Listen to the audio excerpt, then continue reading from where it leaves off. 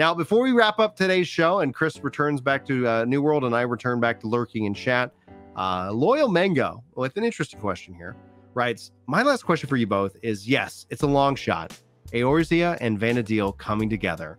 Maybe, or is this in a pipe dream? What do you think, Chris? I don't think that they come together in the way that like 11 interacts. I don't think we have a PSO2 Genesis. I think if anything, you're looking at a Guild Wars 2. Guild Wars 1 took place in a place called Cantha. Guild Wars 2 was always said to take place in the same universe.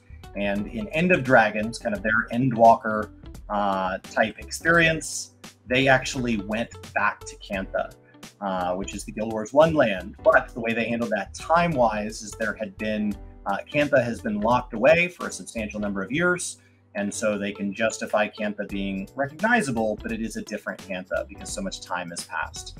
So I think if it is indeed Vana'diel located right there on the same planet in Final Fantasy XIV, we have already seen the planet rotate in some odd little cutscenes and fights, but more importantly from the moon now, we can see them rotate. And so we know how big the New World is. We know where the New World is. We have actually have documentation of people who have come from the New World. So it is navigable. So like we have evidence that we would go there at some point. We could, if they want us to. It could be Vana'diel.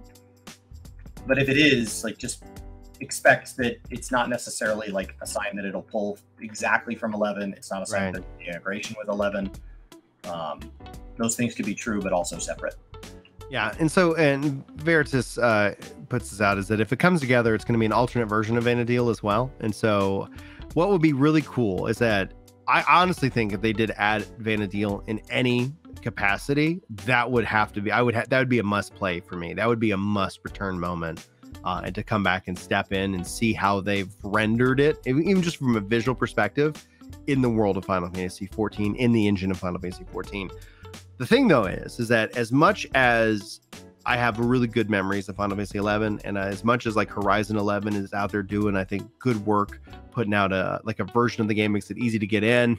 It's still a hard game in that regard.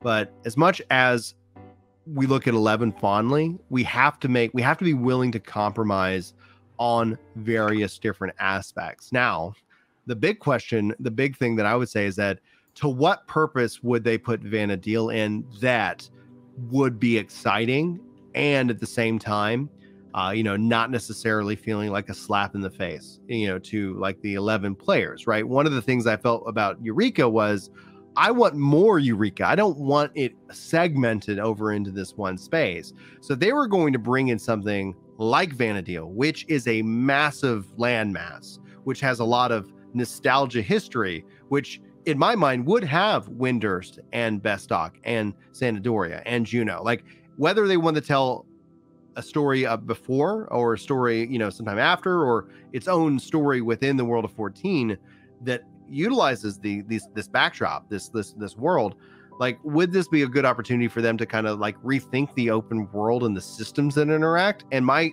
dream would be yes, because how like Eureka works, how Boscia and them work, that's what I want in the open world. And the only way to do that is with the technological underpinning behind the scenes. The reason why those systems work is they put them on the instant server so they can guarantee that whenever you're going to do it, it's going to pull from a big population of people and force them into the zone. And 14 would have to do that for its open world to really be able to start to bring interesting things that actually could be done in the open world. And Vana'diel would be a great opportunity to sit here and say, hey, here's all these different zones. We've taken all the fun things that you guys liked in Eureka and the Boscia and Zadnor, and we're just putting those in the game itself, and you can go about and do that and play in this space. That would be so exciting. I would scream. I would probably cry because I'm easy and quick to cry. But that's what I want. It's not just don't just name it Vana'diel. Don't just name it these iconic places. Look at what people really enjoy. And yes, you're not going to get that slow combat. You're not going to get that you died and we're going to punish you for it. But they could bring in the medal system so that when you die, there is a cost outside of gear repair, but it's not a part of an instant server. I think the instant server, not being able to chat with your friends, not being able to invite people into your group, having to back in, back out. What I want to see is a technological underpinning behind the scenes that puts people into the open world and then balances the open world accordingly. We know that they can put several hundred people in the open world. I say do that and balance it behind the scenes. Chris, you got any follow-up thoughts before we wrap up? No, I think it's a big ask what you're talking about. I think Pagelfan is a huge place that became a dungeon. Yeah. And not a hard dungeon. So like, I think it's more likely that it just gets a nod, if anything. But yeah, I mean, it would be awesome with that stuff. Mr. Happy asked in an interview if we could get critical engagements tied to fates in the open world. And we had a whole technical explanation why the answer is effectively no. Now, he said no to things before, and we've gotten them as technology has improved. Yeah. But at the time, the answer was no.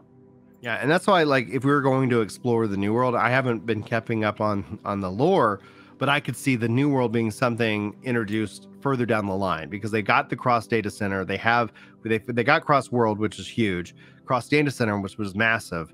They don't have the cross region yet set up in place, the last I was aware, but they've just upgraded the hardware this week, and so you're probably going to see that march to more of this technology. And if it doesn't make it in for 7.0, that's not a big issue.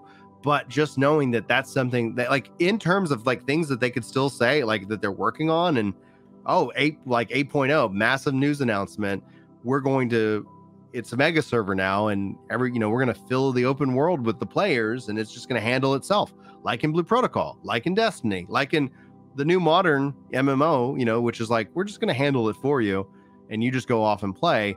I think then you start to kind of build in, that excitement again, because then it gives you, as a designer, way more options. Because one of the things you don't want is design content, especially in the open world, that nobody can participate in because nobody's there. And you're like, okay, well, how do I do this? And WoW did that eventually. Like, WoW has that, and there's pros and cons, but that is in and of itself what it is. But yeah, it's definitely a big ask. Let's not sit here and say like, oh, easy breezy, let's get it done. But man, I tell you, I would be thrilled.